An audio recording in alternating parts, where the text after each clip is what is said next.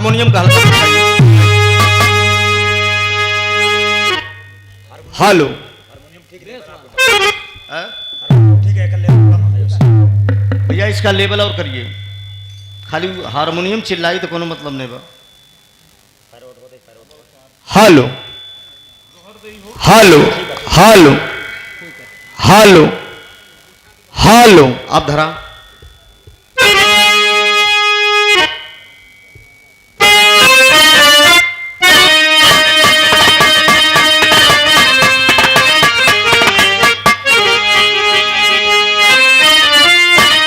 Hello hello, हल्का सर उठावा mic,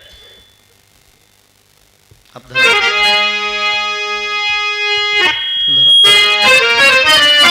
hello hello, ऊपर का टाइट रखिए और हल्का। हारमोनियम ठीक है, वो ऊपर वाला ढोलक वाला भाई ठीक है। हाँ हाँ ठीक। चलिए फिर क्या दिक्कत है, चला।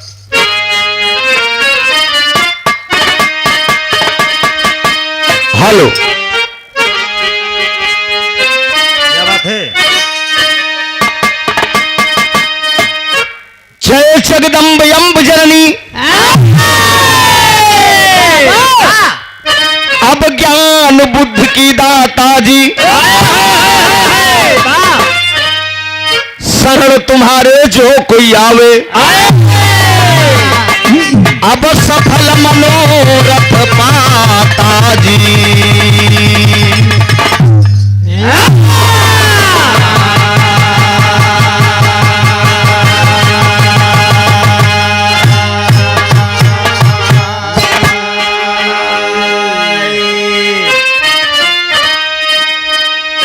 वेद चार जरा कथित वार, जरा हम पर करो रहम जननी, अहंकार दे दिल विसार, जरा हम पे करो करम जननी।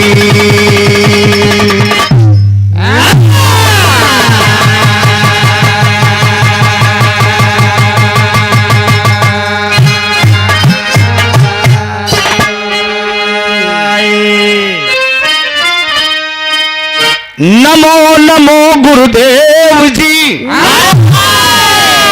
नमो पिता यरुमात, नमो नमो रसना मेरी माइले भूले खनिया।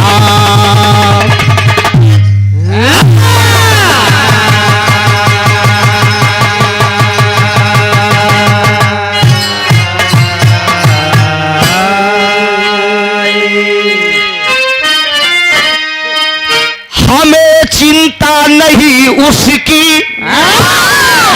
हमें चिंता नहीं उसकी,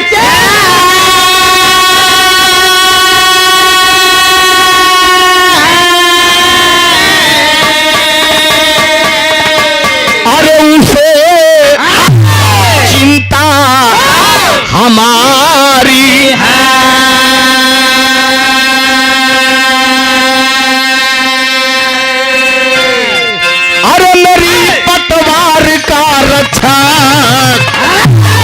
सुदर्शन चक्रधारी है,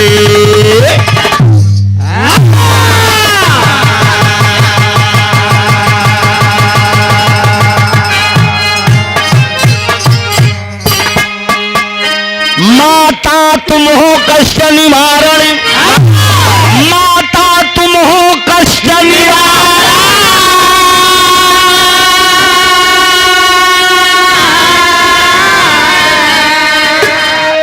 माई है दरल जुगुनु सरनाम हुए तुमरे का।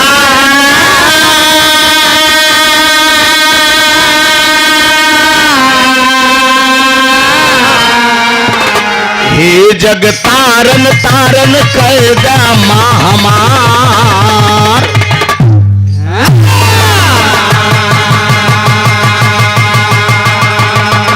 हे जग तारन तारन कर दा माँ हमार।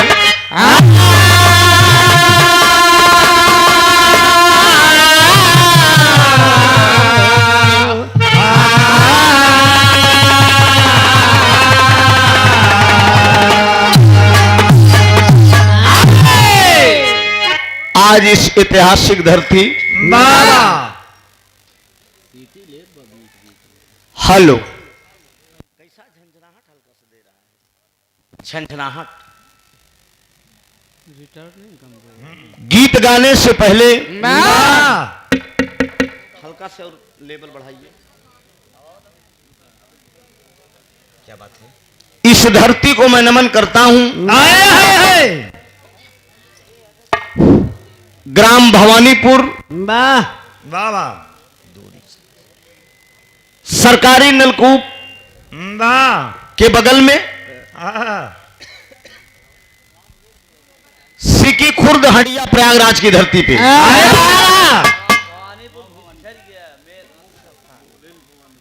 भवानीपुर तो पहले में बोले कैसे बिसर जा, पूरा बनरवा में पढ़ के बोला था। कार्यक्रम के आयोजक साहब बड़े भाई आप राम सिंह यादव जी, अरे बाबा बड़ा प्यार स्नेह है भाई का। दिल्ली में थे, इस कार्यक्रम के लिए भाग के आए और आप ही के सौजन्य से ये कार्यक्रम भी हो रहा है। अरे बाबा कि क्या इशारा तू करते है? क्योंकि बुलाओ थे रिश्तेदार, रिश्तेदारी बाद में जोड़े, पहले गावा बजावा।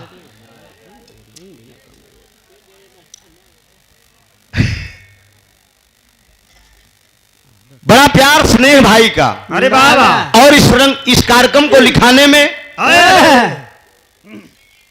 हारमोनियम के बड़े सुंदर कलाकार मेरे मंच पे भी विराजमान है। अरे बाबा भाई पप्पू जी का बड़ा सहयोग रहा। पैसा कौड़ी के तय करावे में बड़ी भूमिका पप्पू भाई निभाए। अरे बाबा बहन खलीफा एक प्रोग्राम तू गावा नरम गरम में, उनके यार पैसा तनी हम टाइट ले थी, कहने की बेटा टाइटे से गाय दे। तो मोहब्बत के गम को खामोशी में उठा लेना, जो कुछ आए आंखों मुझसे पलकों में छिपा लेना। अरे दर्शन दीदार आप सबका हुआ, वंदन अभिनंदन करते। कमेटी वाले बड़ी प्लानिंग करें, कहें साइकिल खी नाम रख दे कहा। अब हम आए के साइकिल का रखबे यार, डायरेक्ट लिया के काठी को दु पहिए रखा। तब हम चौकस मेहनत करी। तो अब 10-20 हजार बरे कहा लड़ी दोनों को भैया, कम से कम 40-50 हजार का माल रहा है। तब ठीक से लड़ाई हो, बढ़िया ही हो, जो ले जाए लड़कियों बच्चा खुश हो। कहा हाल लाई थे आया बड़ा प्यार स्नेह मिला। बगल के मंच पे साथी कलाकार, लोक कला लोक भाषा जहां तक है, बिरहा की बड़ी बेहतरीन कलाकार जिला आजमगढ़ से चलकर आई उजाला यादव जी, आपको और आपकी पूरी टीम को मंगल नहीं है, दंगल करेंगे। ये इतना रेल दे था तो का करे बेचारा वो, कितना बर्दाश्त करे बाबू। बहुत बहुत वंदन अभिनंदन। साथ ही साथ उजाला जी के हस्बैंड साहब अमित आर यादव जी हमारे बड़े परम मित्र हैं। मैं आपका भी वंदन अभिनंदन कर रहा हूँ। बिरहा आज एकदम लड़क हुई, आज एकदम गर्माहट से हुई। हाँ एक जान ला, आज तो हरो सबको पसीना छूटे, हमारो छूटे। अब बाकी मुलाकात तो परसों फिर हो गई करी सुल्तानपुर में, लेकिन पहले आज यहाँ हुई। आइए वंदना को शुरुआत लगावा एकदम इलाहाबादी पेवर।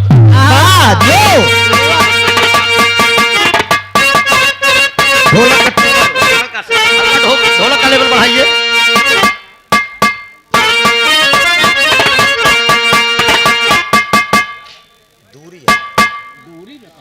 दूरी से बताओ। मारा दूर हो जाने दे। चलो भैया चला।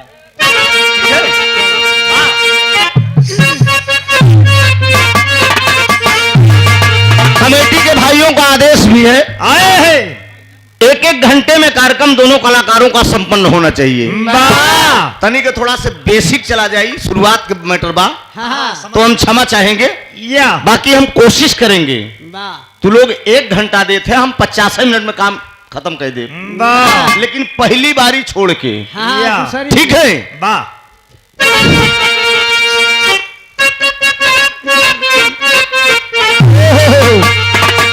अरे कि मैया धीरे धीरे ना,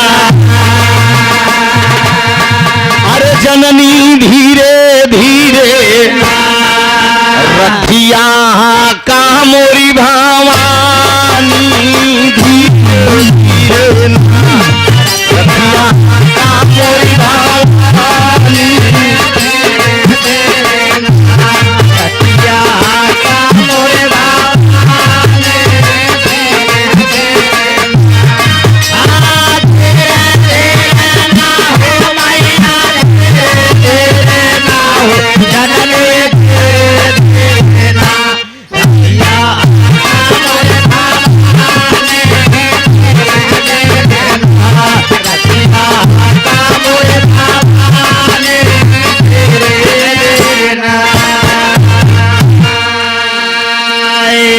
कार्यक्रम की शुरुआत में अभी अभी सम्मान किया गया बाबा पुष्पों की पंखुड़ियों में गुथा हुआ प्यार दुलार। हल्का सा इसका लेवल और बढ़ाइए यार, मजा नहीं दे रहा है।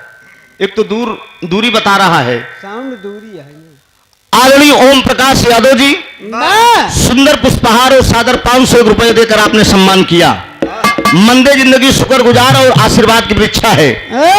और एक सुंदर पुष्पहार 1001 रुपए का आशीर्वाद कार्यक्रम के मलिकार साहब आदरणीय राम सिंह यादव जी, जिनके सौजन्य से यह बिरहा प्रोग्राम कई वर्षों से चला आ रहा है। आपने हम कलाकारों का हौसला बुलंद किया है। बहुत बहुत वंदन अभिनंदन है। टूटियों के लिए क्षमा प्रार्थी हूं। बाबा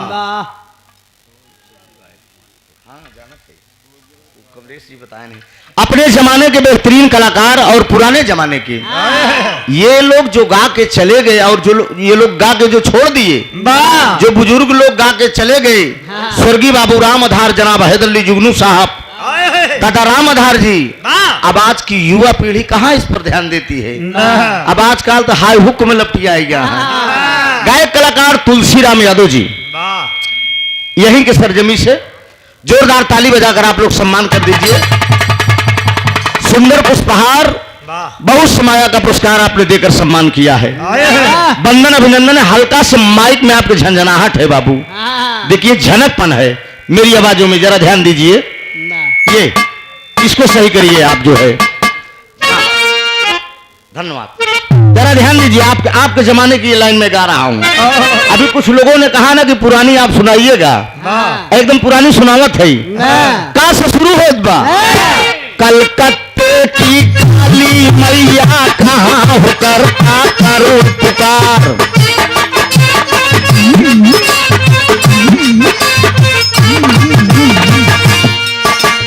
देवा खड़के खप्पर वाली नैया फंसी आई मझधार,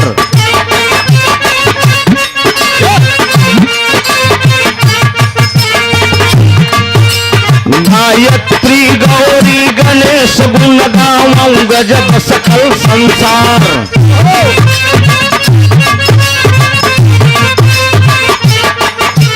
घट घटवासी है अविनाशी कहाँ तुम्हें सब पालना,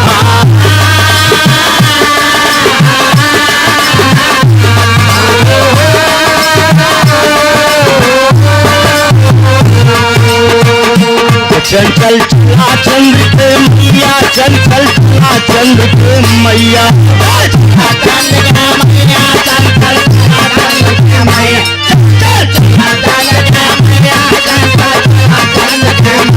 चंचल चला चंद्र के मैया, छोटे मंदिर करा सहैया, नैया बाटे बहुत पुरानी धीरे धीरे ना, नैया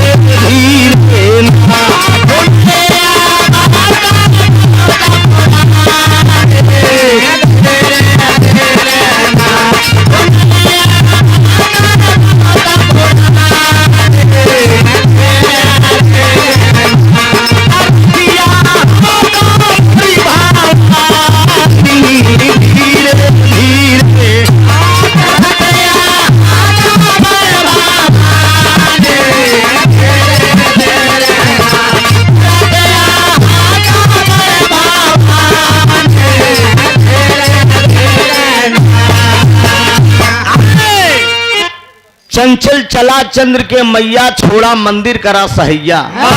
नैया बाटई बहुत पुरानी, धीरे धीरे ना जाक नंबर आएगा ककहरा से चलत बा।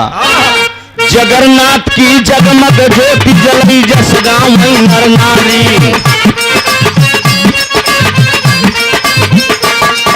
झारखंड बैजू बाबा, तोहरौ बाटई अपारी। टीका मात है तेरे चरण पे, लई धावा बलधारी। हाँ ठाकुर की मूरत हृदय में बसी रहे निसुदिनारी। ठाकुर की मूरत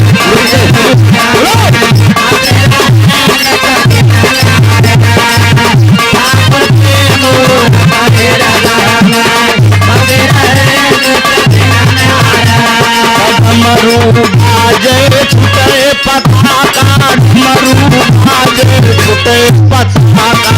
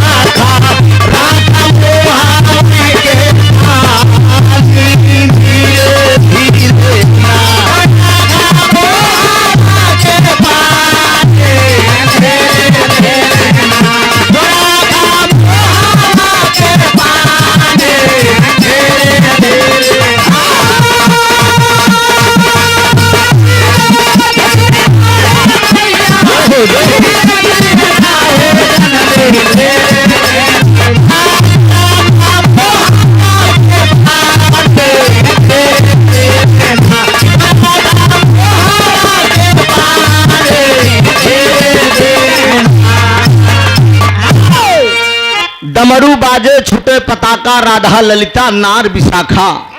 राखा मुहवा का पानी, धीरे धीरे ना। हल्का से भैया झंझनाहट इसको सुधारिए यार, झंझनाहट नहीं सुधर रहा है बाबू। हेलो हेलो, देखा तो भारी पंसाला बोलत बा। और लाउड के रिटर्निंग में कमी है बाबू, ये भी आप सुधार लीजिए। बड़ा प्यारा स्नेह, बड़ा प्यारा सम्मान आदरणीय भोलानाथ यादव जी भवानीपुर के सरजमी से, जहां पे ये कार्यक्रम हो रहा है।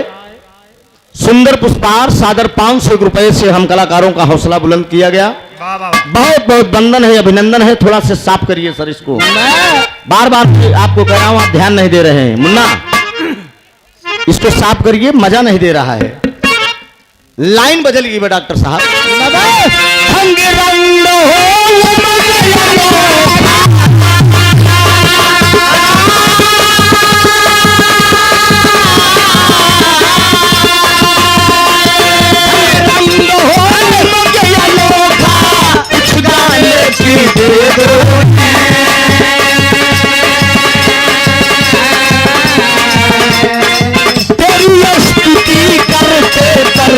बहुत बिना हम केगा,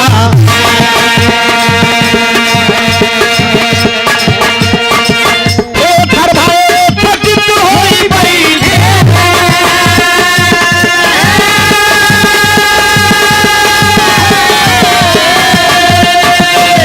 घर भाई पतित होई बई थे, अब तो सुख से कर लो।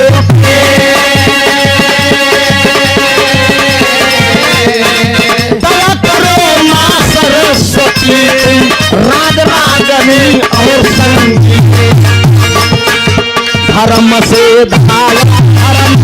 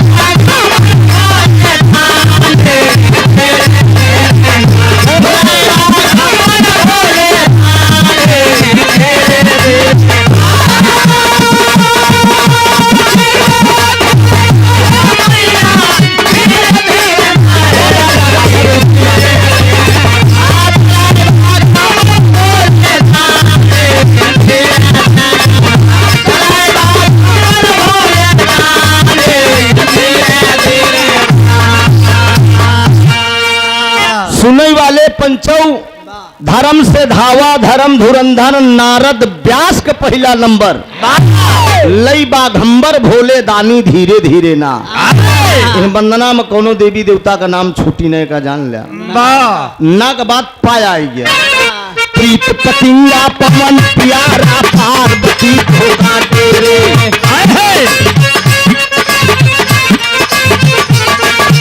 हर्षाधारी परशुराम अति कर लगी दुश्मन घेरे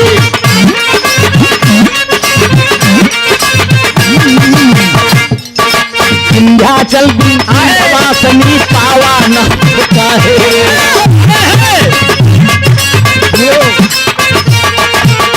भटक गया हूँ रास्ता स्वामी हे अविनाशी हरि मेरे भटक गया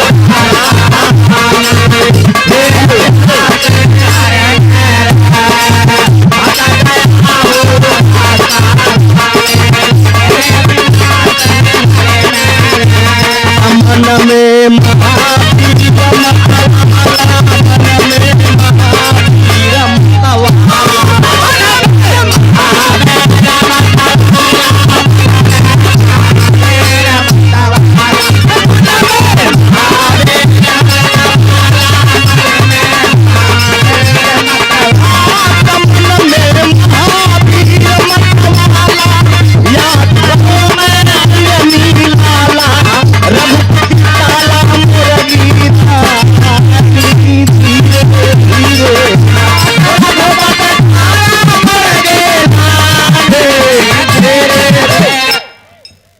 ग्राम सभा के शानदार प्रधान भैया रिटर्निंग आप जरा सुधारो रिटर्निंग नहीं मिल रही है हमको एकदम बहुत सुन्न ना हो बहुत सुन्न लग रहा है यार इतना खींच बोलो आवाज खराब हो जाएगी तब हमारे मंच पे रिटर्निंग कमजोर है गाने में हमको दिक्कत हो रही है ना वापसी नहीं आ रहा ना मंच पे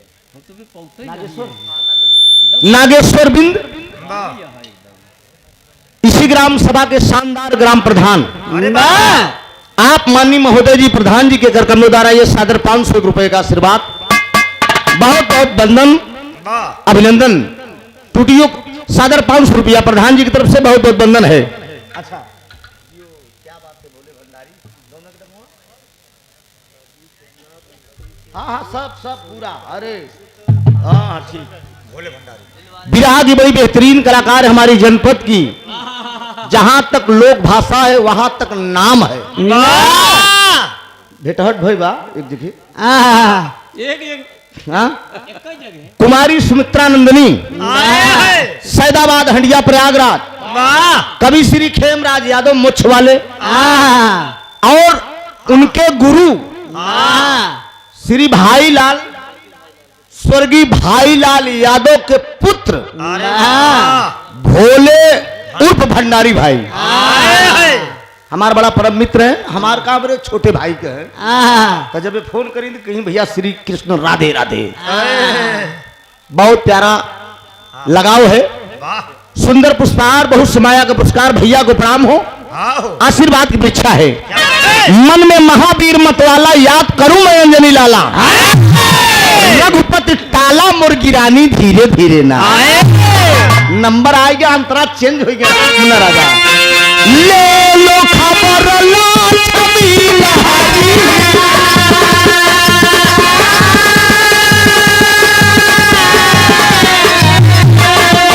ले लो खबर लो छवि लहरी नीला तोरे बड़ी जता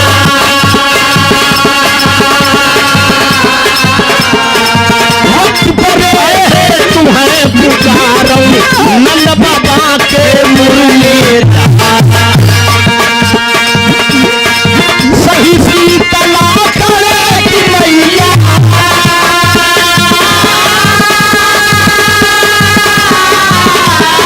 सही शीतला करे की मैया तो का सुनो आठता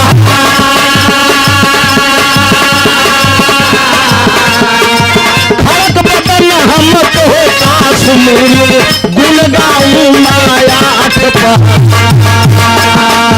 तो सच बंधा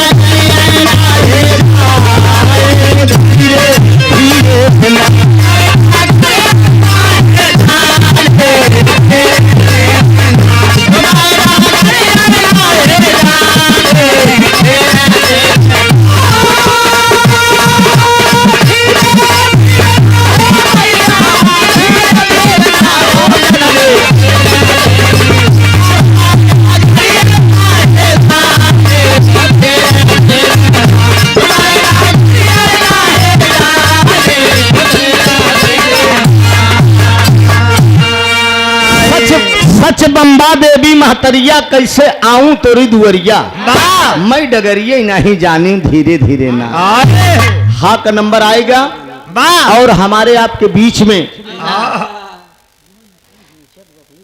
हाँ जना खुद खींचे था ना ऐसा लगत बा कोई बात नहीं है अरे हम तो निकालेंगे तनी के रोटी खरो हो जाए तब हम एहर और सेक दे कोनो दिक्कत नहीं बा हम ज्यादा टच करे वाला है ही नहीं काम के बगल हो जाई थी हाँ तो अच्छा याद बा तुम्हें अबे बाघा तोरे गांव में जब जलाल भाई नाम रखे रहे अच्छा हुआ तो ककहरा लड़ गया तब नाम रखे रहे हमारे आपके बीच में परिचय के मोहताज नहीं है आप सब जिनका नाम कोने कोने में गूंजता है हमारे प्रयागराज जनपद के एक बेहतरीन कलाकार और हम सबके आदर्श हम सबके गुरु सौभाग्य है आज आदरणीय कमलेश यादव जी हटिया से लोक कला प्रदेश अध्यक्ष माननीय कमलेश यादव जी आए हैं अब हमें पता चला कि यही संधिया न हो 7 जून की शादी है बिटिया की कितना अच्छा संयोग है आदमी कमलेश यादव जी आए हैं हम चाहेंगे कि चंद मिनटों के लिए आप मंच पे आ जाएं हम कलाकारों द्वारा आपका सम्मान हो जाए और कमेटी के लोग भी आपका सम्मान करना चाहते हैं आदरणीय कमलेश यादव जी तब तक मैं गीत वंदना का आखिरी लाइन है हमारे मैं गा रहा हूं लेकिन तब तक आप मेरे रंगमंच पर एक बार दर्शन दे दीजिए उसके बाद आप अपने संधियाने आराम से बैठा रात भर गाने का आनंद ला हिंगला जकई चोला रनिया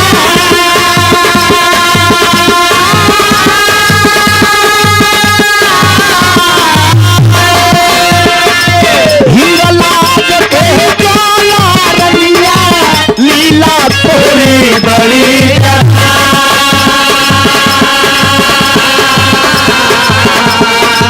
चमकी हूँ कामरू कामक छर जादू कहारू भंगा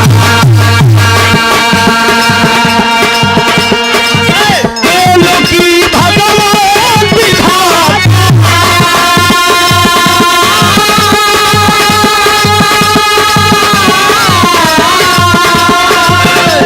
प्रभु जी पालना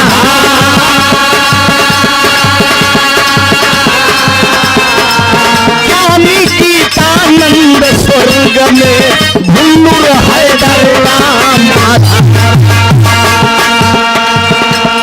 त्रिभुवन निर्मल त्रिभुवन निर्मल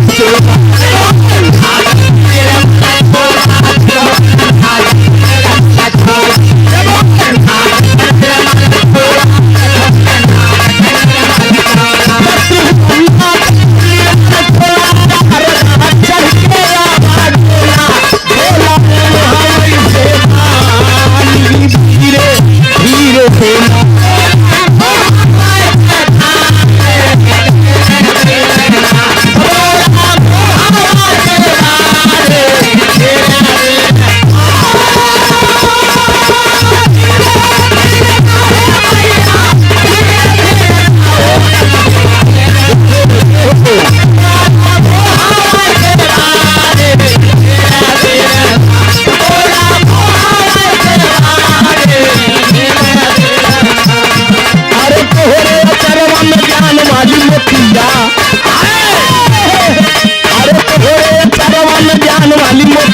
दोनों कर दे तू नलू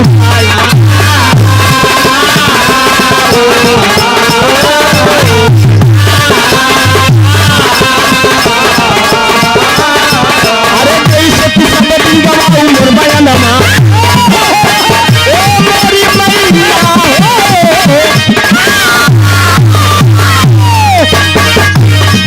अरे जैसे किसी दिन गवाऊं मोर बयानमा ओ नजर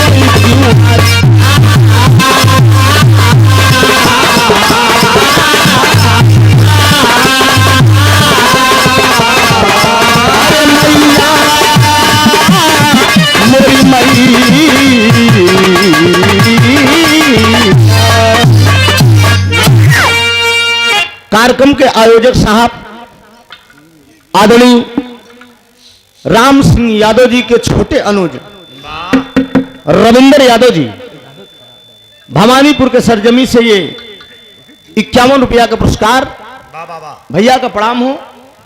अच्छा चाहे ऊपर जाए चाहे नीचे जाए पप्पू भाई के आदेश पर की गावत रहा। हाँ अब कहीं अगर मिली ही प्रोग्राम में अब तेरा दाई जब मैक बनवही तब इन्हें बताओ कि तू अपने गांव में कहे गावत रहा।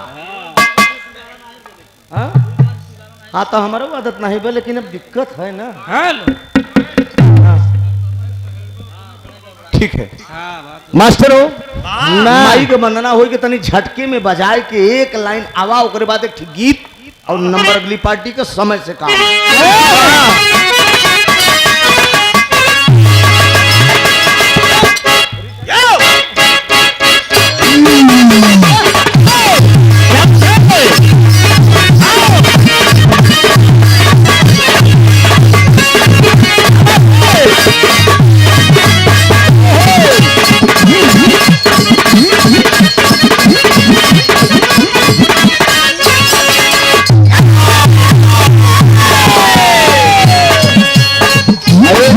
यो क्या बात है दिल बहादुर।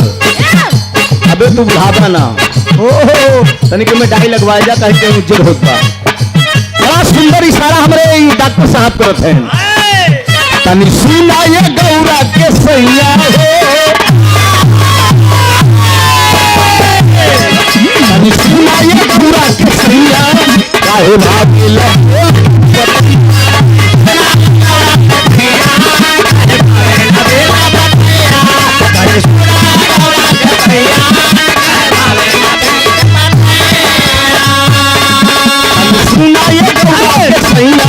काहे भावे लगे के पतैया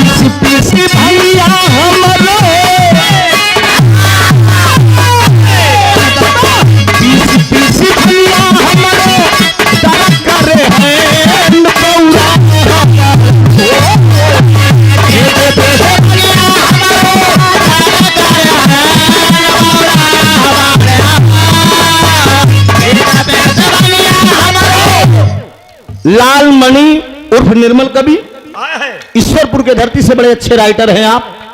आपके करकल दाला अनमोल पुरस्कार आया है। बहुत बहुत वंदन। ताली बजाकर आप लोग सम्मान कर दीजिए। आदरणीय कमलेश यादव जी आ रहे हैं मंच पे। कमेटी के लोग सम्मान करना चाहिए। और हमारे आपके बीच में विरहा की बड़ी बेताब बादशाह कुमारी सुमित्रा नंदनी गायिका के कवि जी आदरणीय विजय बुल्लार कवि जी भी आए हैं। मैं मंच के माध्यम से आप लोगों का हार्दिक अभिनंदन स्वागत एवं वंदन करता हूं। पहले सम्मान हम कह दिए उसके बाद कमेटी के लोग सम्मान करते रहे। आदरणीय निर्मल विजय बुल्लार कवि जी ये मेरा सौभाग्य है कि आप आए हैं। ताली बजाकर आप लोग थोड़ा सा सम्मान कर दीजिए। इनकी लेखनी को लोहा माना गया। वाह सुमित्रा नंदनी से जब भी कार्यक्रम हुआ है, नंदनी जी का काम ऐसा है, आप लोगों के अरे वाह वाह वाह आशीर्वाद से आए नंदनी से विरहा हो तो मतलब कि वो सवाल और जवाब वाह हो वाह एकदम आपने जो गाया है उसका जवाब लगाकर और बेहतरीन चिपका के एकदम लाइन देना, और मजा भी आता है, अच्छा भी लगता है जब कभी कभी कार्यक्रम होता है।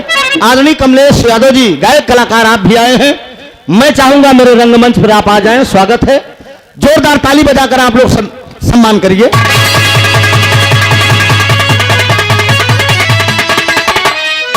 कमेटी के लोग भी कमलेश यादव जी का सम्मान कर रहे हैं, ताली बजाकर आप लोग सम्मान कर दीजिए, बहुत बहुत वंदन अभिनंदन है। और आदरणीय राम सिंह यादव जी विजय बुल्लार कवि जी का सम्मान कर रहे हैं, और गायक कलाकार कमलेश यादव उर्फ मोछ वाले वाह आपका सम्मान माननीय अध्यक्ष जी कर रहे हैं। चाहिए पुष्पहार के साथ साथ थोड़ा सा धनराशि चाहिए, सब हमें दे देता अल्लाह, मतलब जो पाए नहीं हर देते, ठीक है छोट है हमको चाहिए भी भाई, या देखा छोट का हर जगह स्थान रहा था, आहो। तो आप बड़े हाँ ले जाओ। अरे गुरुदेव आप हो? अच्छा अच्छा, अरे शान का रखे है, जान रखे है। और कहो आदरणीय विजय बुल्लार कवि जी द्वारा और आदरणीय कमलेश यादव जी द्वारा ये अनमोल पुरस्कार, ये पुरस्कार नहीं है, इसको जतन से रख दीजिएगा। पुरस्कार तो डेली मिलता है दोस्त, लेकिन जो प्यार मिले हाँ। वही सब कुछ बढ़िया है। जरा गौर करेंगे मित्रों, क्या बात कमेटी है? हाँ फरियाद नहीं बना, अब कई बार कही हमारे पप्पू भैया का रोक बा। कवि जी कैसन करी कमलेश, हमरे पप्पू भैया कहन कुछ बोला जिन तो हम बोलब ना, हम गाऊ चाहे समझ में आवे चाहे ना है। हाँ।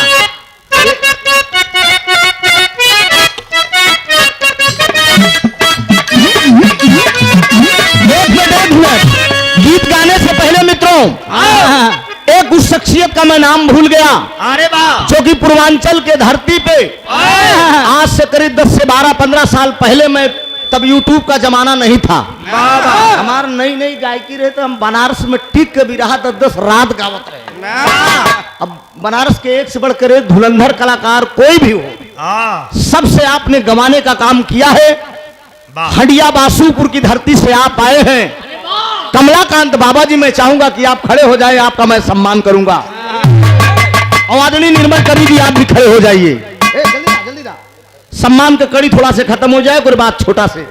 आदरणीय निर्मल कवि जी का मैं सम्मान कर रहा हूं, ताली बजा दीजिए आप लोग। कमलाकांत बाबा जी बनारस में मेरा बड़ा सा वो दिन मुझे याद है, जब हमें मेरा विराह एक बार जबरदस्त ऊंचाई पे था बनारस पांडेपुर में, तो बनारस के कुछ दिग्गज लोग आए, कहे हे मानवर ये इलाहाबाद नहीं है, ये बनारस है, बाबा यहाँ इतनी ऊंची आवाज में मत गाओ और बैठ जाओ तुम। तो कमलाकांत बाबा अकेले खड़े हो गए कि त्रिभुवन तुम गाओ, कौन माई का लाल है जो तुम्हें बैठाएगा, वो दिन मुझे याद है आज भी। कमलाकांत बाबा ने बहुत अच्छा मेरा सम्मान दिया, और किस कलाकार से प्रोग्राम था ये नाम नहीं बताऊंगा।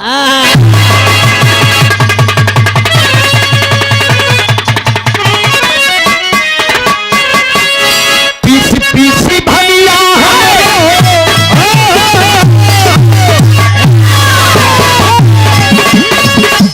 पीसी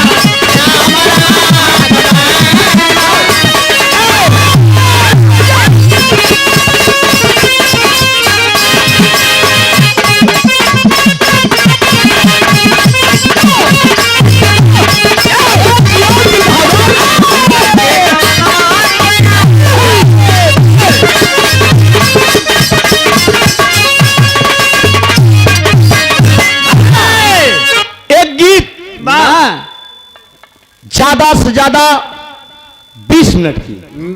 जरा गौर करेंगे, प्रसंग आए है वेद पुराण से तमाम गीत आप लोग सुनते चले आए हैं। ये मेरा प्रयागराज है। वाह यहाँ पे अगर रामायण महाभारत से अगर पहली गीत ना हो तो सवेरे श्रोता लोग जब जाए लगे हैं तो ये कहीं सारे बकचोदई कहेंगे।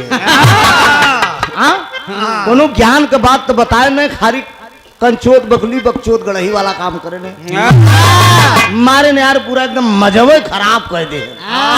एक गीत जरा गौर करेंगे, रामायण की बड़ी ऊंची बात मिलेगी इसमें।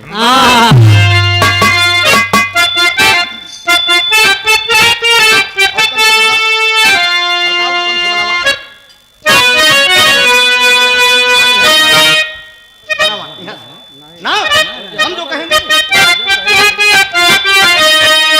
माइक का बसा देख रहे हैं रिटर्निंग आने में।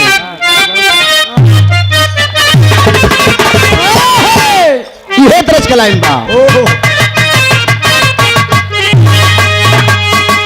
अरे तोहरे करनवा छोड़ली, तोहरे करनवा छोड़ली, अरे बाबुल जी का देश हमारा लाई के गवनवा सैया सिंजा दे।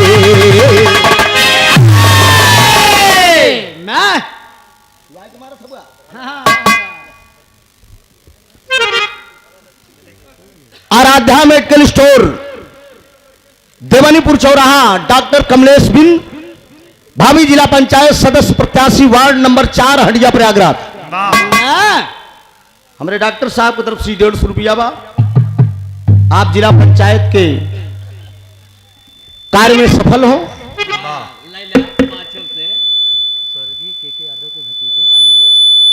यह देख ला पप्पू, देखा अब तू देखा हमने कहा कुछ तार गांव देसा स्वर्गीय के यादव के भतीजा अनिल यादव की तरफ से 100 रुपया भैया के नमस्ते प्रणाम बा। आदरणीय मनोज तिवारी जी गाए थे। तीसरी से कैसे निकली थी पूरब का बेटा कि अरे बाबा मोर कैसन हुए, बाबा मोर कैसन हुए, अरे कैसन मोरी माइया, गौवा के हाल चाल बहुरे बतौला, गौवा के हाल चाल बहुरे बतौला, गौवा के हाल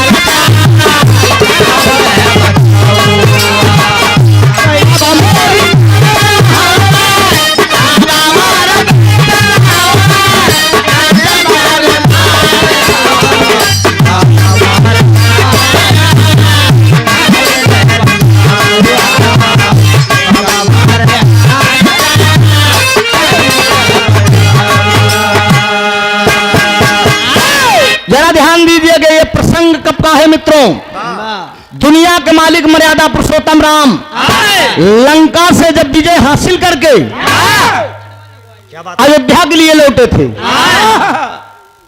अयोध्या के लिए मर्यादा पुरुषोत्तम राम जब लौटे थे लंकापति दशकंधर का वध करके, रास्ते में विमान रुका, सीता भी साथ में थी। हेलो, क्या भभाट है, बहुत अच्छा बजा रहे हो मुन्ना। विमान रुक गया, पुरुषोत्तम मर्यादा राम पूरे कपिटल से बोले कि भाइयों आप लोगों ने मेरा बहुत साथ दिया, आप लोग अपने अपने घर को जाइए। उन्हीं में पूरी सेना में एक जने रहे ने वो लागन अपन देहिए नोचे,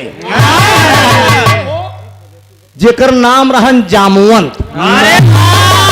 तो भगवान राम सवाल किए, कहन कसो कहे देह नोचत है, कहन हम नोचत यहाँ से है। अब बात तक इतना दिन हम लड़ जाए, केहू हमका मन का लड़वैया ही नहीं मिला। भगवान राम कह क्या रहे हैं, अरे जामवंत से हंस के, जामवंत से हंस के बोले भगवान बाप द्वापर युग मिलान होए द्वापर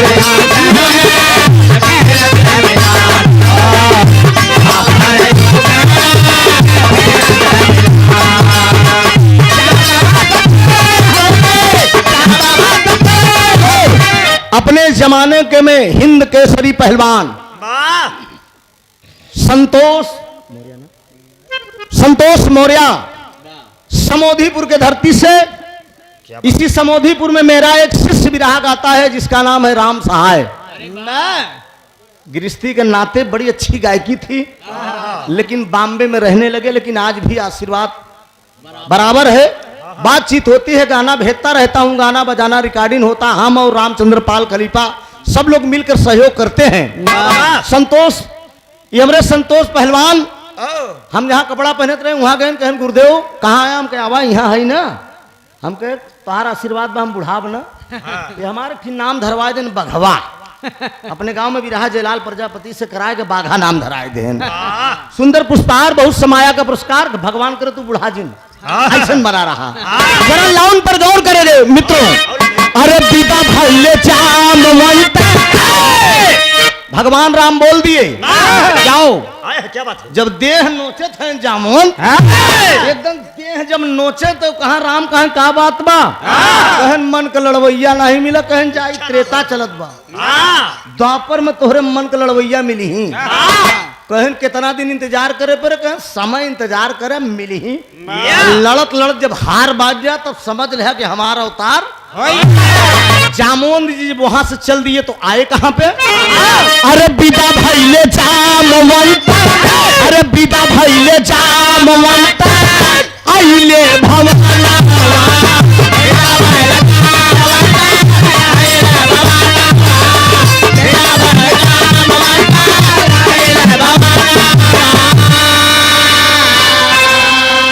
अरे बिदा भैले जामवंता, अब आइलन भवनवा। अरे जामवंत के जाम, अरे जामवंत के जाम वंतिये कन्या।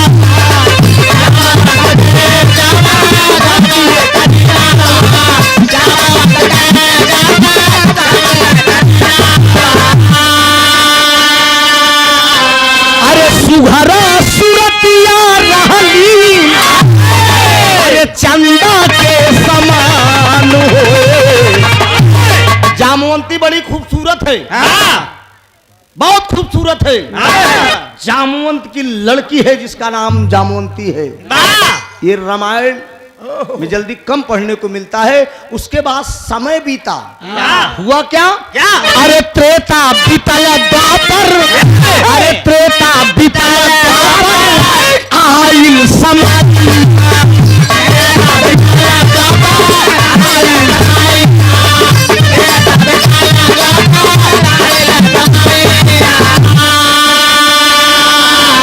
अरे त्रेता बीतल द्वापर, आइल समैया। जलिया में जाना मलिहले, अरे जलिया में जाना मलिहले, कुंवारा काली।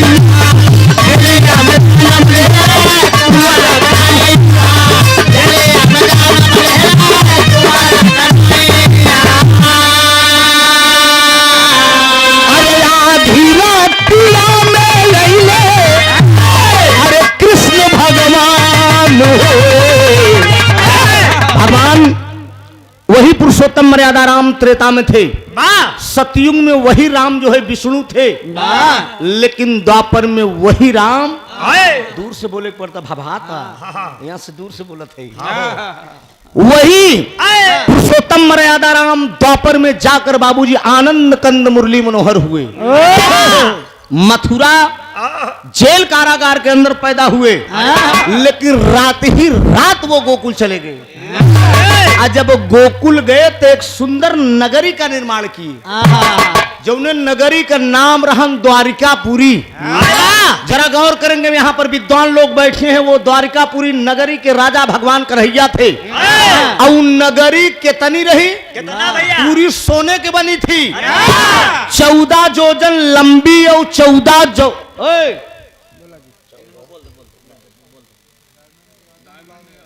डायमंड यादव और मुलायम यादव। अच्छा, फूलपुर बाबूगंज से। और बहुत बहुत धन्यवाद भाई लोग, बड़ी दूर दूर से आए हैं। भैया का प्रणाम बा। और हमारे ज्ञान यादव उपाध्यक्ष साहब की तरफ से बहुत समाया का पुरस्कार, बहुत बहुत प्रणाम बाबू।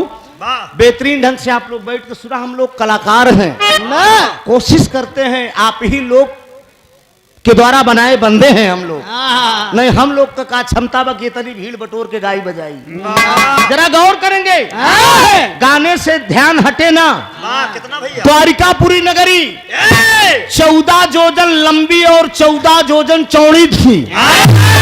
उसी द्वारिकापुरी नगरी के अंदर एक यादव का परिवार था मित्रों। बाबा सगे दोनों भाई थे। दोनों भाइयों का नाम क्या है? अरे वही नगरी में अरे वही नगरी में एक यादव के घर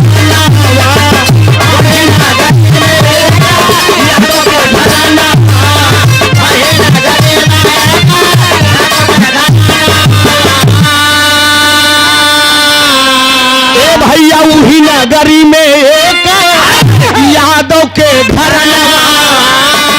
सत्यजीत प्रसेनजीत रहले। सत्यजीत प्रसेनजीत रहले। तू थी बिरना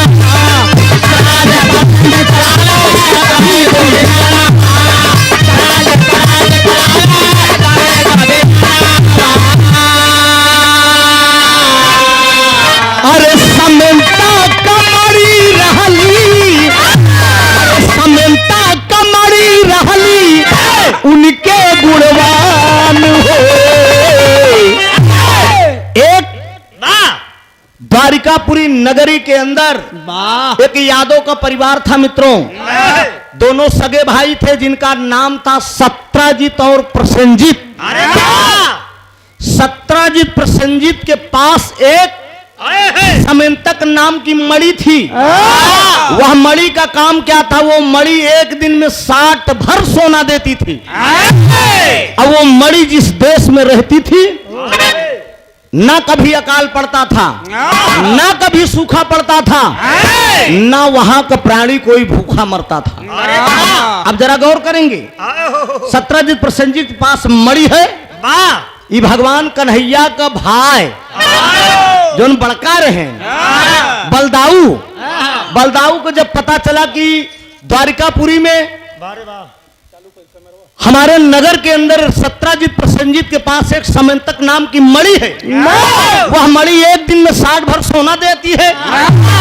एक बार सेना सजाए के बलदाऊ उस मणि को छीनने चल दिए। भगवान कन्हैया को जब पता चला तो वो बोले कि नहीं, ये राजा का फर्ज नहीं है कि प्रजा के पास अगर कोई चीज है हम उसको जबरदस्ती छीन ले। लेकिन घटना घटनी है, कलंक भगवान पे लगना है तो लग ही गया। अरे वाह! होता क्या है, तरीके प्यार से 1 मिनट। अच्छा, पूरा काट गाऊंगा ना।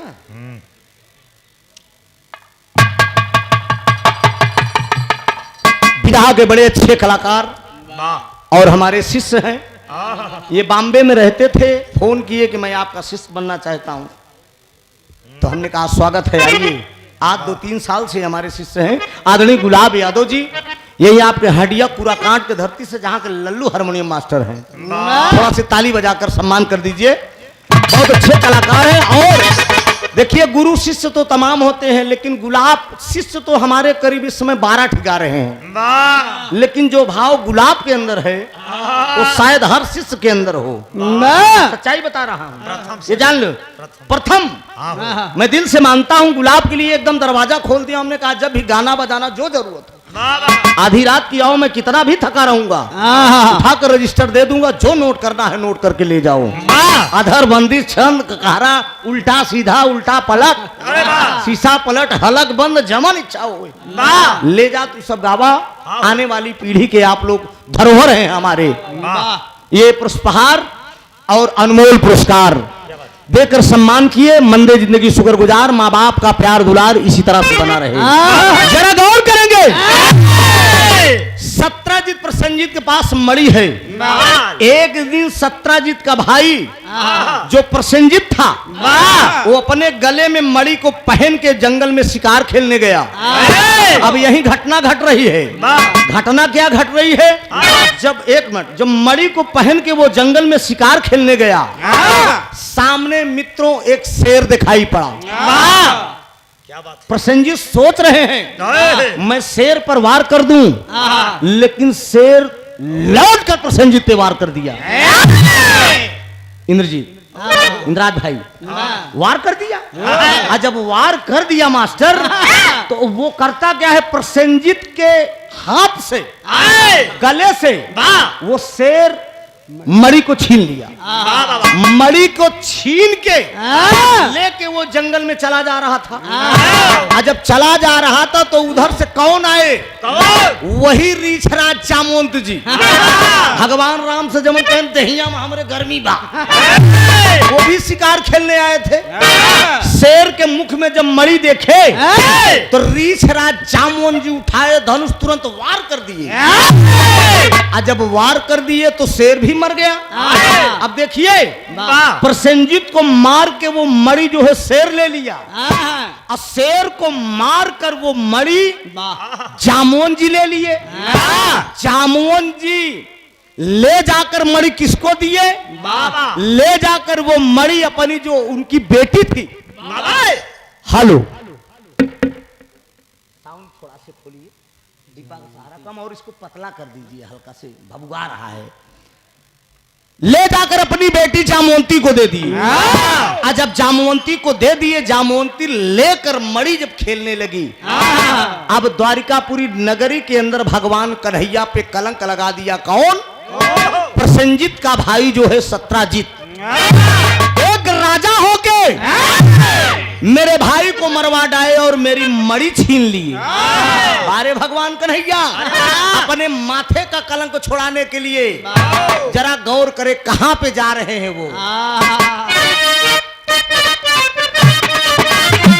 खोजता पहुंचे, अरे खोजता गुफादारी माना।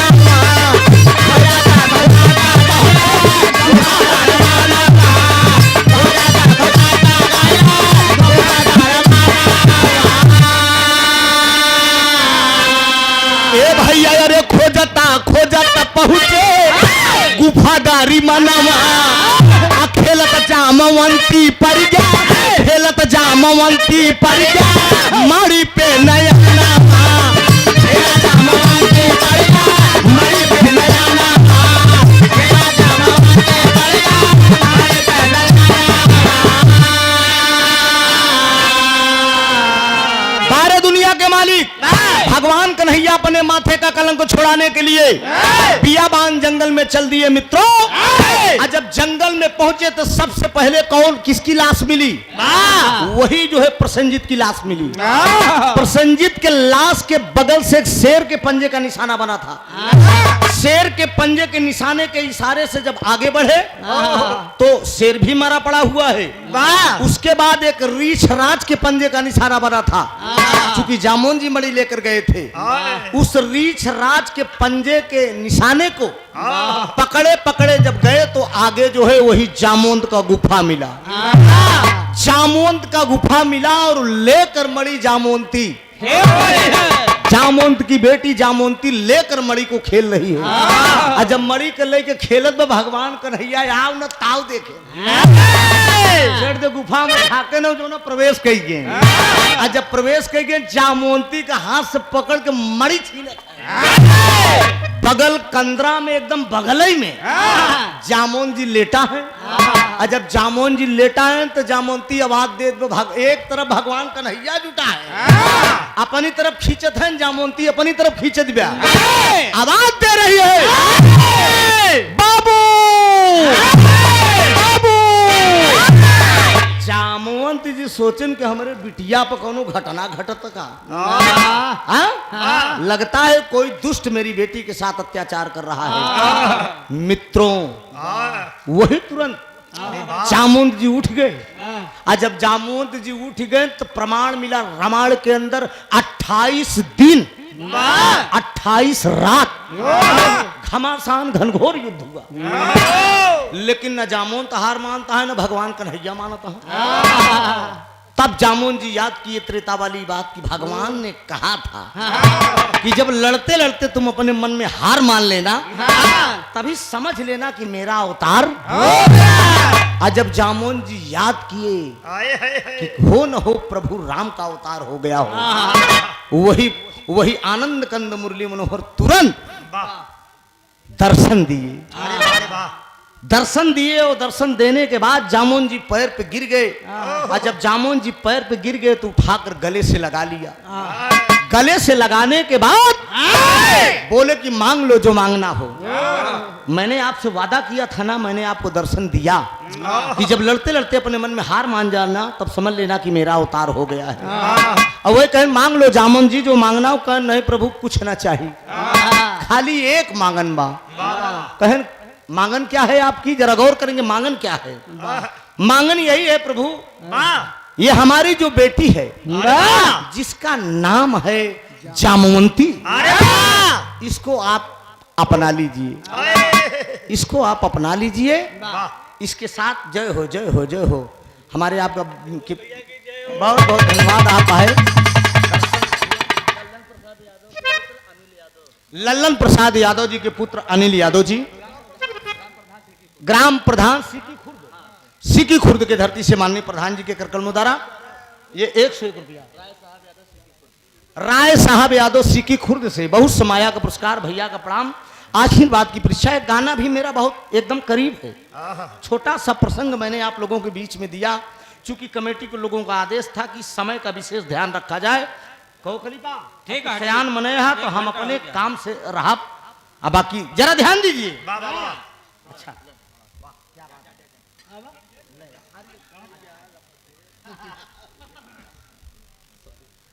ताली बजाकर आप लोग सम्मान कर दीजिए।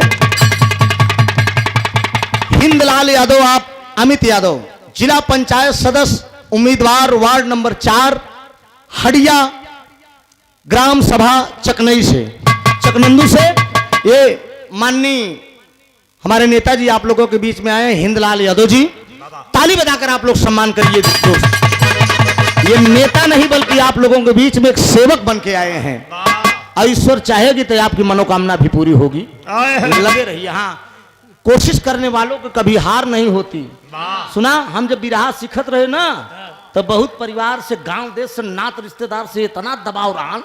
हमारे जीजा जी डॉक्टर हैं, वो खुद बुलाकर बोले कहाँ ये बिरहा सिरा हमारा रहे हो यार, तुम हैदर बन पाओगे, तुम राम कैलाश बन पाओगे, तुम लालजी लहरी बन पाओगे। जब उनकर लोग को बड़ा बड़ा मंचवा देखी ना, जवन लालच लागे कि का बताई कि कब ये मेल के गवैया बना, तो एक जान लगा रह गया।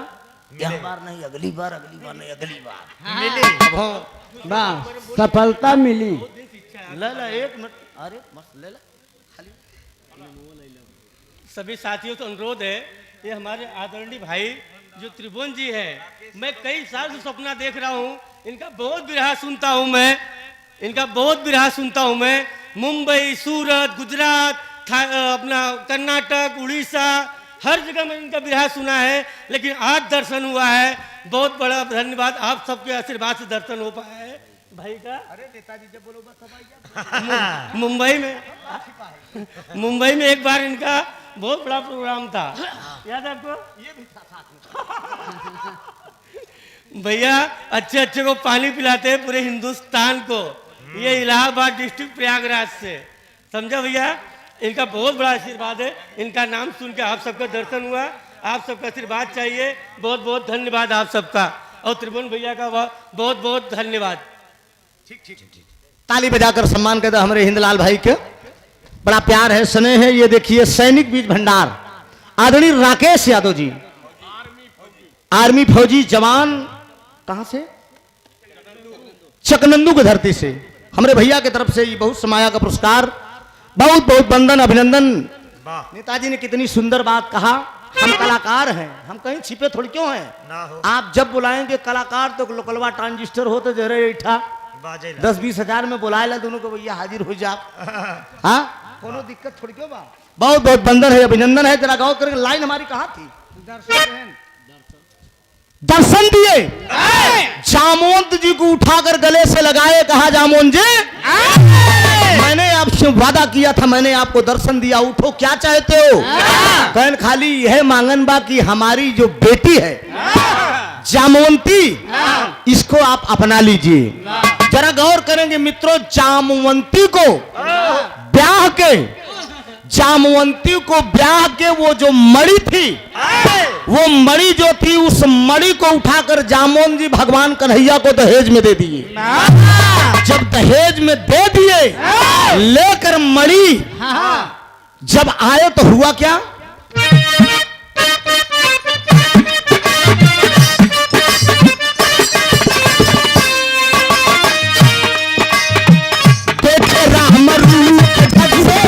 देखे राम रूप छुअले चराना,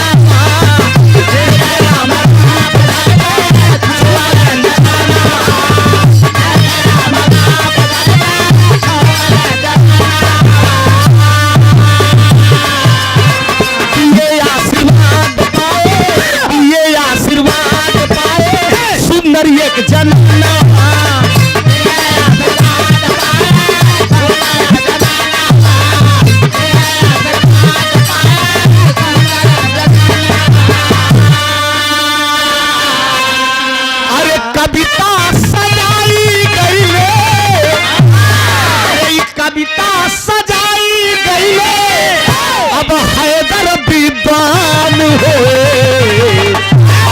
जरा गौर करेंगे बाबूजी, चरण स्पर्श किया, जामवंत जी को आशीर्वाद दिया।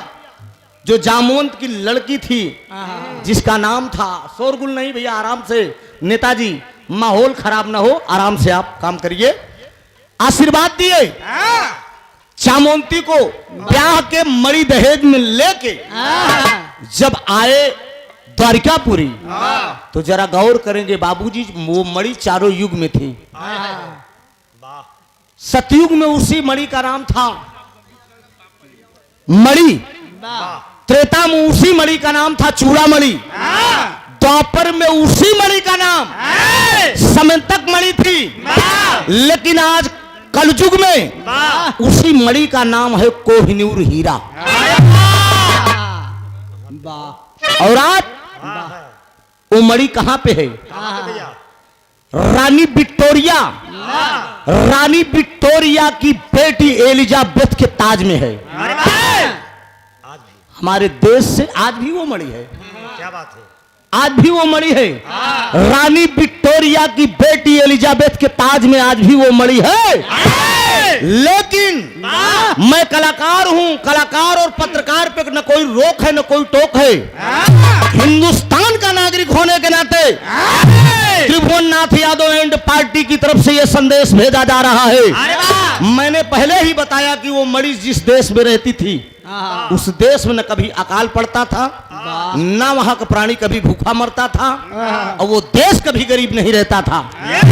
मेरा देश सोने की चिड़िया कहलाता था। जरा गौर करेंगे बिरहा सुनने वाले श्रोता।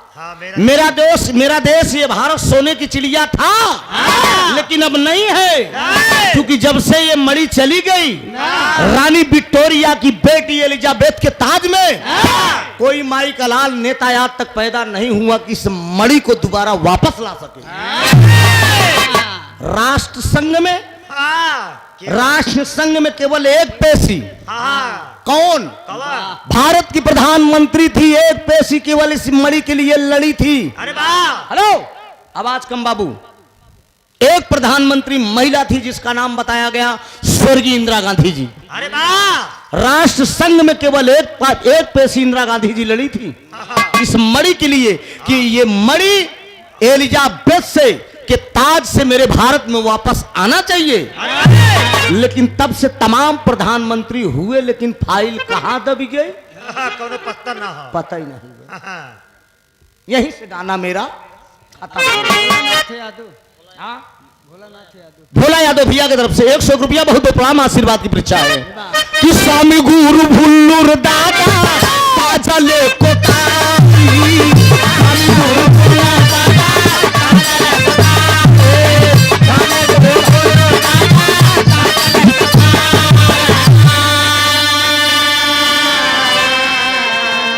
हारमोनियम के बड़े अच्छे कलाकार और हमारे बड़े परम मित्र हैं आप पप्पू बिंद जी, ऋषि ग्राम सभा के निवासी हैं। पप्पू भैया ने इस प्रोग्राम को लिखाने में बड़ी अहम भूमिका रखा।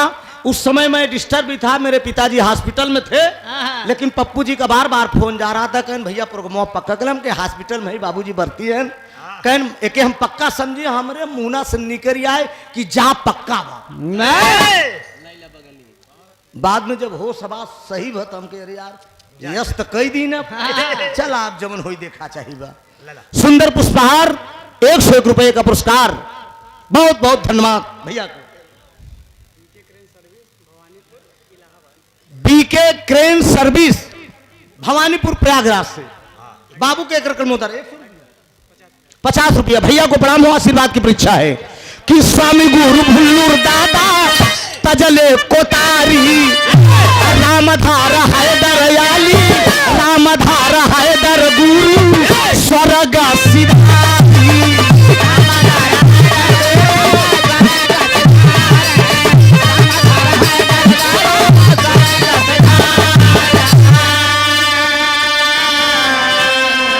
अरे कविता सजाई दिहले, कविता सजाई दिहले, अब अनिल विद्वान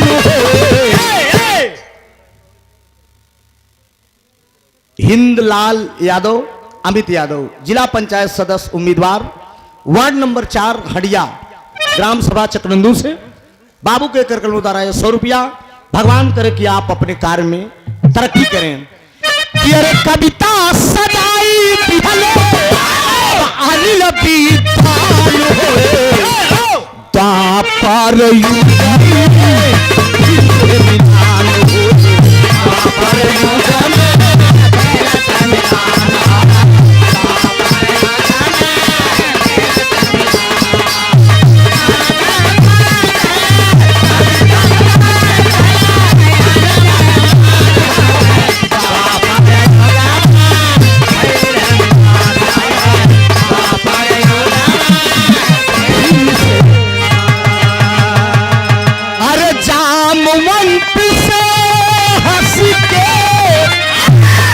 भैया बोले भगवान हुए, द्वापर युग में फिर से मिला।